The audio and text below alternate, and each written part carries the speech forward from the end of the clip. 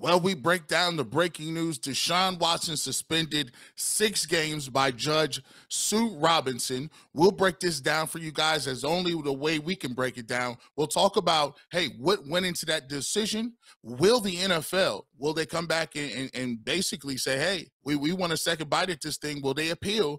And what does this mean for the Cleveland Browns on the field? And what does this mean for Deshaun Watson as we prepare for the 2022 season? This is a great one. You want to keep it locked. It's the Locked On Browns podcast. You are Locked On Browns, your daily Cleveland Browns podcast. Part of the Locked On Podcast Network. Your team every day.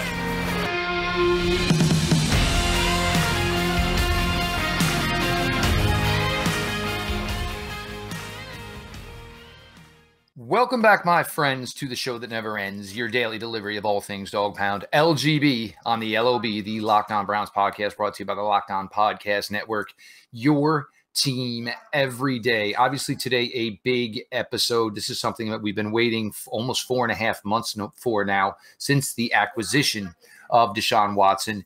Today's episode is brought to you by BetOnline. BetOnline has you covered this season with more props, odds, and lines than ever before. BetOnline, where the game starts. Today, Judgment Day, obviously, literally Judgment Day, as far as the Browns' new franchise quarterback, Deshaun Watson. I don't know if I would say the number of 6 games should essentially be a surprise. I'm sure the Browns were, ready for whatever number it was going to be. I'm sure Coach Stefanski had a plan in place for the summer. Do I have Deshaun Watson for 2 games, 4 games, 6 games, 8 games? How am I going to proceed from here? The Browns went through their first week of training camp, a short week, obviously, just a few practices into it. And it wasn't so much, game planning or any of that. A lot of it was installation. Keeping in mind, the Browns do have a lot of new moving parts here. Whatever quarterback it was going to be, whether it was Jacoby Brissett or Deshaun Watson, you basically almost have to start like it's day one. And, so for the Browns, now they can start to, amp up what their plan is going to be, with the understanding that Deshaun Watson will be unavailable until October 23rd, which would be week 7, when the Browns travel to Baltimore to face the Ravens. So with all that being said, I think the number came today. If you're truly fanning over this, I think you were hoping for a lesser number. You certainly weren't hoping for a higher number. But it is that this part of it is over. We'll get to this as far as, what does the NFL do from here? But whatever has been this, hanging in the clouds over the area here for 4.5 months since the Browns have acquired Deshaun Watson. The Browns now have their answer. Deshaun Watson now has their answer. Deshaun Watson will be unavailable for the first 6 games of the 2022 regular season. Yeah, and what we want to do is just read you a little bit from her conclusion, just to give you a wherewithal and background as to what went into the decision. It says the NFL may be a forward-facing organization, but it's not necessarily a forward-looking one. Just as the NFL responded to violent conduct after a public outcry, it seems the NFL is responding to yet another public outcry by Mr. Watson's conduct.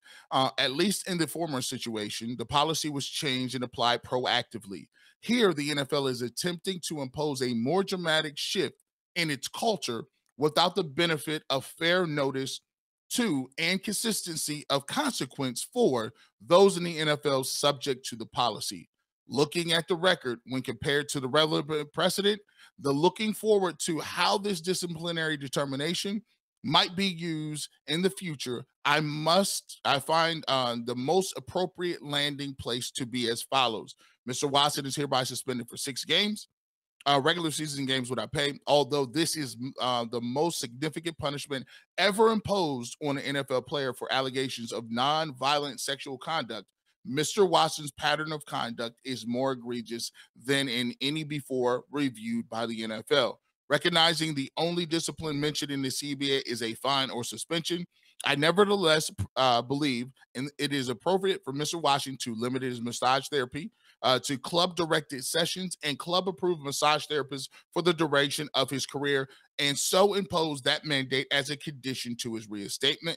Mr. Watson is to have no adverse involvement with law enforcement and must not commit any additional violations of the policy. This is just a snippet of what was said and with the ruling with Judge Robinson. And the most thing that stands out to me is the fact that she does state that in the past, the NFL made quick adjustments and pivoted when the public, had public outcry in terms of domestic violence or whatever the case may be.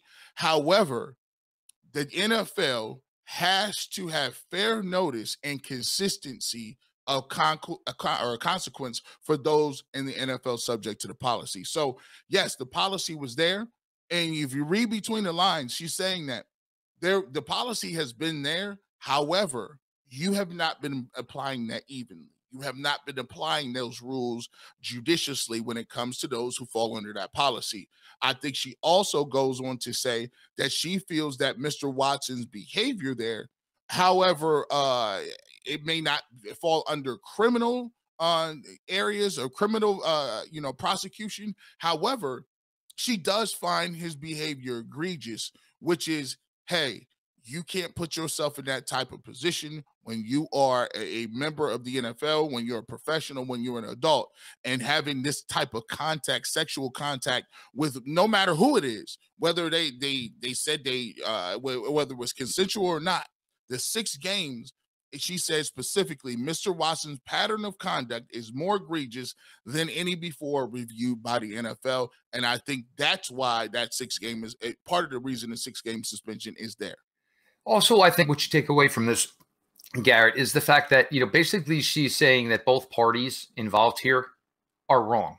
The NFL needs to, maybe rework the way some of these things are written in order to be able to get suspension length that they feel would be accurate for an action like this. And, there's been several who've been through it who obviously are more well-versed and more well-schooled in reading legalese than Garrett and myself. And this seems to be one of the common takeaways, is that necessarily neither party is right here. So that is why you get to, and we heard from Deshaun Watson's camp, they were certainly hoping for a lesser suspension. We all know the NFL was looking for a year or possibly indefinite. And basically what she was saying is, neither one of you have, the footing for what you're essentially asking for. Deshaun Watson, let's not go nuts here. It's not going to be any suspension whatsoever. The NFL, the way you've done this and things that are similar to, what Deshaun Watson's going through, Ezekiel Elliott, Ben Roethlisberger, most specifically, were 6-game type of suspensions as well. So I think that was a big thing with her findings here, Garrett, was the fact that she didn't necessarily take a side either way, and basically made it a point to let both parties involved know, you're wrong, and this is why. You were wrong, and this is why. And this is where she came with the number of the 6 games that, Deshaun Watson is slated to ultimately miss. Yeah, I think that you succinctly put it as well as it could just be basically be put. She gave a reason as to where you were wrong or what areas there was issues that within your thought process and issues with some of the evidence that you had. And then she also went to the other side and said, okay, well, I agree in this circumstance. However, the way that you're applying the policy and the heavy-handedness of the policy is problematic as well. So where we come with this is, and the thing that I think we'll kind of talk about in this next section is, now that you've seen how she's layering this, she's obviously gave you 15 pages of why she came to these conclusions. She offered extemporaneous briefs that could be filed later on that further bolster your claims in court. And she's giving you all this time, and she took 3 weeks to go ahead and break it down.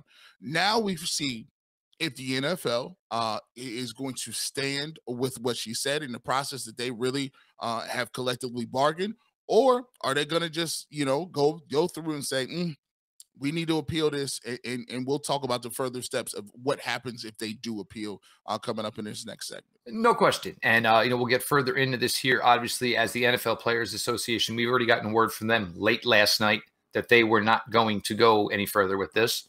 Ball is in the NFL's court now, and we'll see what they're going to, what their game plan is. Jeff Lloyd, Garrett Bush, appreciate you all here on a pretty serious episode. But, one, everybody knew was coming. It was just a question of finally when. We back here as we talk a little bit more about the NFL's stance on things and where they're going to go further here. Level with me. We've all been in a situation at some point in our lives when we were a little tight on cash. Maybe it was, how much gas can I put in the car? Or, oh my God, all the bills are paid. Oh, there you go. The air conditioning unit has now gone. That's where Dave can help. If you are living paycheck to paycheck or struggling to make ends meet, it can be really stressful when unexpected expenses come up. Now, Dave can help you out of a pinch when you really need it. Hindsight is 20/20, and you can't change the past. But what if you could get a little help from your future self? Maybe you'd ask to borrow a little cash. Now you can with Dave. Dave is the banking app that can help you get to up to $500 instantly with extra cash. That's more money to fill your tank, buy a wedding gift, or catch up on bills. You can finally tackle those expenses that have been stressing you without any hangups. There's no interest and no credit check needed. Millions of people have already downloaded the Dave app to get the financial relief they need with extra cash. So if you're in a pinch and need some extra help, download Dave and think of it as a helping hand from future you. Download the Dave app from the App Store right now. That's DAVE. Sign up for an extra cash account and get up to $500 instantly. For terms and conditions, go to dave.com/legal. Instant transfer fees do apply. Banking provided by Evolve, member of the FDIC. Future you will thank you. Welcome back to the Locked On Browns podcast. G. Bush in the building, Jeff Lloyd in the building. Thank you guys for rocking with us. And now that we kind of have this Deshaun Watson thing behind us, we should be able to get to football. But in the meantime, we want to thank everybody for rocking and rolling with us, checking out our podcast as we continue to break down this story, as we continue to give you news and updates on Deshaun Watson and Baker Mayfield, and as well as now moving forward, the guys that are going to be on the field in the Browns roster going into training camp. Please make sure you continue to download the podcast wherever you may get your podcast, and still consistently hit that notification bell, subscribe to the channel, hit that like. We need a lot of likes on this one and help us continue to be the fastest growing podcast on the Locked On Network. Jeff, let's go ahead and talk a little bit moving forward we talked about what went into what Sue Robinson was thinking about. We take a look at what she thought and it went into the 6-game suspension. Now the ball's back in the NFL's case, right? NFL's court. They have 3 days or so to figure out whether or not she's going to actually be receiving some sort of legal brief that is going to say that the NFL is going to appeal the suspension of Deshaun Watson and look to get further punishment. Now, I talked to on the Ultimate Cleveland Sports Show today. We talked to Josina Anderson. She was on with us, and she talked about this. She said, listen, the NFL will probably, take the public sentiment, right, and figure out whether or not they have enough voice on their side to kind of press the issue on this and say, we want to figure it out and appeal. Now, as far as I'm concerned, whether you're looking at it, I don't think that would be very wise, given the fact that Sue Robinson has already stated in her case, in her 15-page document, that she was disappointed that the NFL was using public outcry or public perception rather than what the information was. And the information that was given, she looked at it, and it already delivered her verdict. Now, I'm going to get your thoughts on this, because I got the NFL stance, a segment, an excerpt of what they thought was coming down the pipeline on this one. And this is from a representative of the NFL. It says, we want to thank Judge Sue L. Robinson, the independent disciplinary officer, for her review of the voluminous record and attention during a 3-day hearing that resulted in her finding of multiple violations of the NFL personal conduct policy by Deshaun Watson. We appreciate Judge Robinson's diligence and professionalism throughout this process. Pursuant to the collective bargaining agreement, the NFL or the NFLPA, on behalf of Deshaun Watson, may appeal the decision within 3 days. In light of her filings, the league is reviewing Judge Robinson's position of a 6-game suspension and will make a determination on the next steps. Now, Jeff, that's a really nice lawyerly way of saying that, hey, don't get it twisted. We still can go down the road of appealing this thing. Don't get too happy. What are your thoughts on that that statement, and whether or not the NFL could or should appeal this 6-game suspension? Well, you just listen to the the statement, and obviously this is the difficult part when you're just reading written word as opposed to listening to somebody physically say these words. Point of emphasis, punctuation, long pauses. That sounds like the NFL is not going to pursue this any further the way it is written. It is certainly within, the ball is in their court to pursue this further. But the issue is now this is the first time anything with the personal conduct policy has gone this route with an independent arbitrator. So with this being set up the way it is, what does it look like from the NFL is if they went to the lengths to try to put a process like this in place to show, that they're basically going to have a neutral party get involved, take evidence, and make a decision. Now, what happens if you were the ones who worked, with the NFL Players Association to put this plan in place, and the first time you go to use it, it's no. Can you please go back? We think, this is egregious. We think you did not come down hard enough on this. And look, everybody last night with the NFL Players Association statement, you kind of did think maybe, something had been leaked or something had been known, because you put out the statement saying, whatever this ruling is tomorrow, we are going to abide by it. But meanwhile, we had heard from the NFL Players Association previously saying, if this gets to a number that we do not agree with, we most certainly will go ahead and, try to have this, heard further and appealed. Now, the NFL makes their statement post decision and have 72 hours to do what they will. But again, all the lines here, Garrett, as we got over this the last few weeks, it seemed 4 to 8, 4 to 8, 4 to 8. We do not know. We certainly are not going to speculate had this been orchestrated or had the understanding of what this number was going to be, maybe had been in the back of everyone's mind for the past 4.5 months. But for the NFL, it's going to look, I think it would be a poor look on their part where essentially, as we said, she basically pointed to both sides and said, neither of you are right. You were both wrong. And this is where you were wrong. So for the NFL to basically say, well, we proved our case. Oh, but you're saying this, this, and this. Oh, well, then can we prove our case again? You don't get a second chance, essentially, at that opportunity. They are getting a suspension, which is what they were pushing for.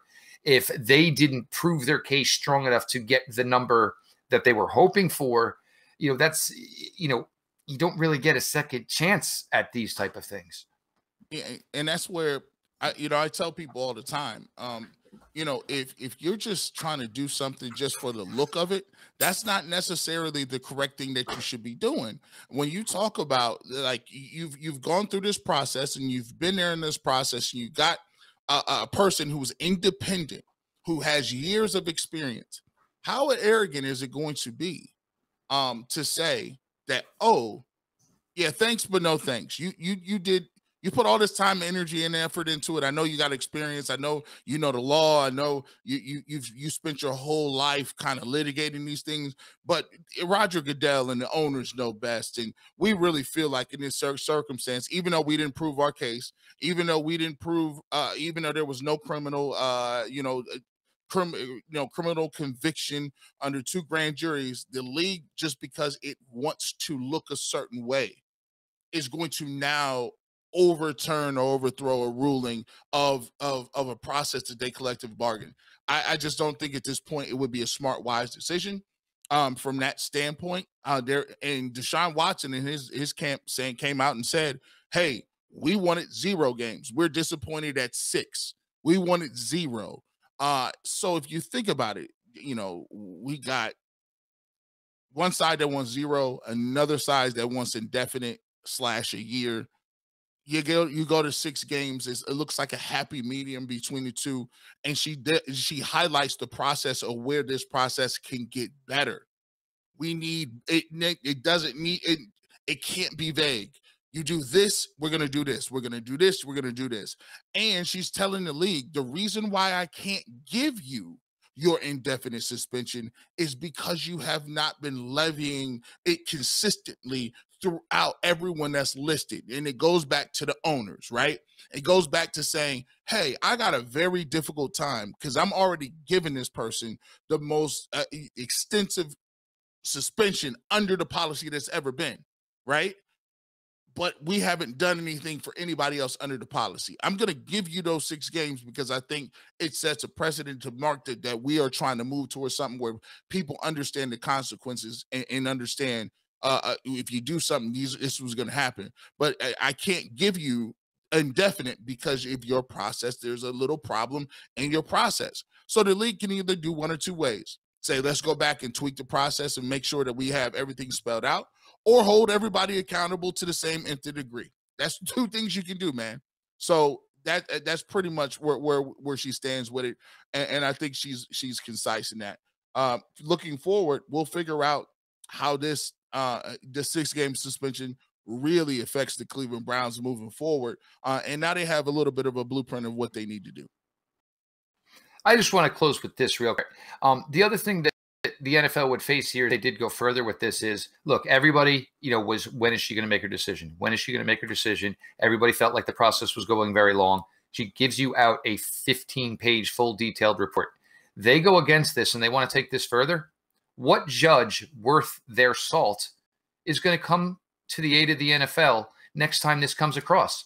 Hey, look, I gave you 3 weeks of my time, my wisdom, my education. I did all of this, and basically you're going to question it. So they're going to have a really difficult time the next time the NFL has to go down this road of finding a judge who's going to be willing to go to these lengths. I mean, we'll see where it goes. And again, this is court stuff, but the best part for Garrett and I, hopefully this is finality of, us trying to pretend that we work for Court TV. Like Garrett said, we're going to get here and get to what 6 games means for the Cleveland Browns and the 2022 season. Thanks everybody for being along for the ride. We appreciate it greatly. BetOnline.net is the fastest and easiest way to check in on all your betting needs. Find all your favorite sports and events at the #1 online source for odds, lines, and games. Find reviews and news of every league, including Major League Baseball, NFL, NBA, the NHL, combat sports, esports, and even golf. BetOnline continues to be the top online resource for all your sports wagering information, from live in-game betting, scores, and podcasts. They have you covered. Head to BetOnline today or use your mobile device to learn more about the action happening today. BetOnline, where the game starts. Welcome back. Locked On Browns podcast. G. Bush, Jeff Lloyd. Make sure you follow us at GBush91 on Twitter.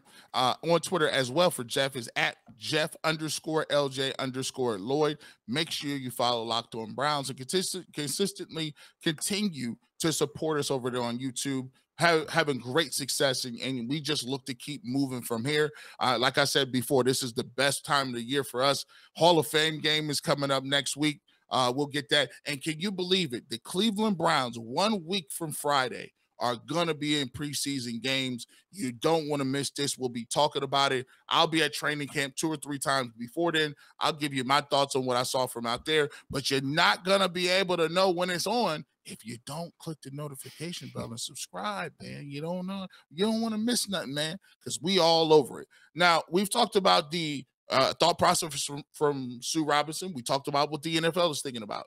Hey, they have the ability to, go and appeal, and we give you some insight into that. But moving forward, assuming that the 6-game suspension does hang out and it's just nothing there, and they're going to consistently, NFLPA is going to agree to it. The NFL agrees to it. Sue Robinson agrees to it. 6 games for Deshaun Watson. What does that mean for your Cleveland Browns? Well, I'll tell you what, if you look at the schedule, it turns out it lines up kind of good. You look at that schedule, first week game of the season, Carolina Panthers. Second game, New York Jets. You go from the New York Jets, you do have Pittsburgh. That Pittsburgh game, however, is at home. Your fourth game of the season, you go to at Atlanta, and then you get the LA Chargers and the New England Patriots, both at home, and before you go on the road. First game for Deshaun Watson would be at Baltimore against Lamar Jackson in the Baltimore Ravens, a division matchup. And boy, I tell you what, all eyes will be on Baltimore during that day. Jeff, your thought process on 6 games, given what I just talked about with the schedule? I think if you were, a Browns fan, I think the number would probably have stopped at 6 as far as maybe, and look, again, truly looking at this from the fandom standpoint, I think the stop point would have been 6 that you were comfortable with. As Garrett said, look, the first 4 games, even if you look at this with Baker Mayfield playing the way he played in 2021, his inaccurate play, his inadequate play, his ups and downs, that's a recipe of 3-1, if not 4-0 in those games. You do look at the fact that a lot of betting sites today, once it was released, Browns Super Bowl odds increased. So that tells you that maybe some odds makers either were keeping it low, not knowing what the suspension was, or actually thought maybe the suspension would be a little bit longer. Hearing 6 games, the odds to bet on the Browns to win a Super Bowl actually increased as far as, so, it made it, obviously, less money to win less money, that type of thing. So you look at those games. The Charger game last year could have went either way when the Browns were out in Los Angeles. Granted, that was one of Baker Mayfield's better days behind center last season for this team. The New England game, I mean, you could have had Patrick Mahomes, you could have had Joe Montana, you could have had every quarterback in the NFL take one snap for you, take one series for you, and the Browns still would have gotten the daylights beat out of them. It just wasn't their day. They were poor. And of course, as many know, and Garrett and I have spoken about, that was the day the fractures of a lot of relationship within that Browns locker room started to happen.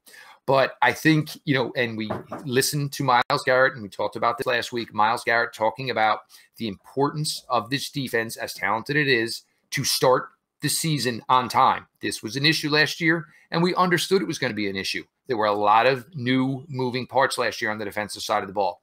Those excuses will not be there for early in 2022. And it's not because, oh, hey, we're playing with Jacoby Brissett. No, we are the better unit. The Browns defense might be the better unit when Deshaun Watson even becomes the quarterback of the offense starting week 7.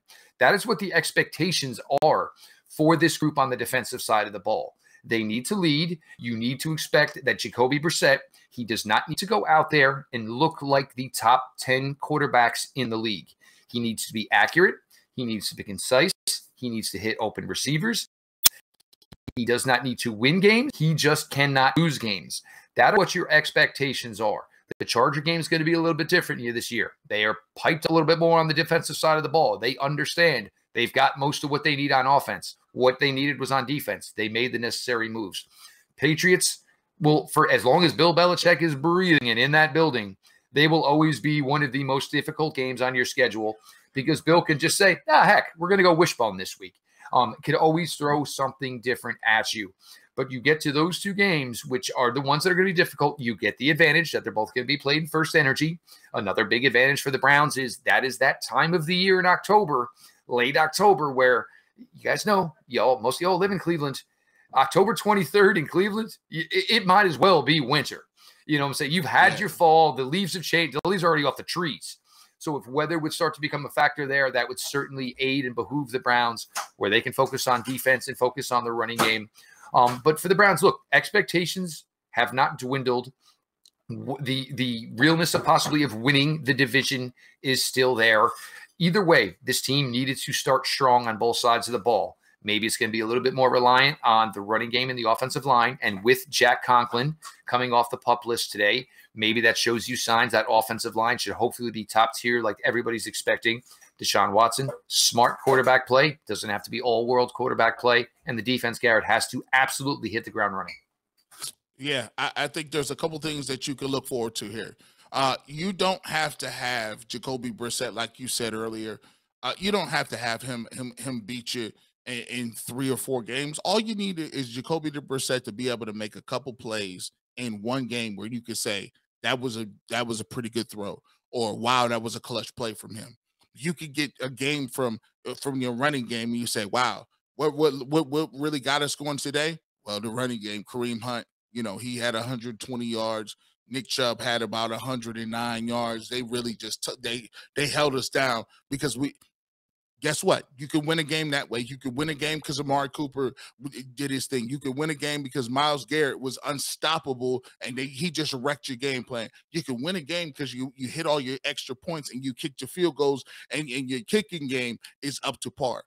You can win that way for 6 weeks, right?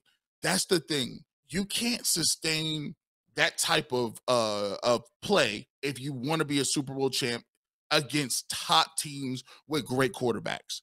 You can't win that way week in and week out and get through all of the playoffs and win that way. You need at some point in time your quarterback to make some plays that is going to put his team on his back. Granted, but for 6 weeks, you sure as heck can run the ball. So what's wrong with the Tennessee Titans? Tennessee Titans can run Derrick Henry into the ground for 13, 14, 16 weeks. But what happens is the playoffs, you still remember you got Ryan Tannehill back there.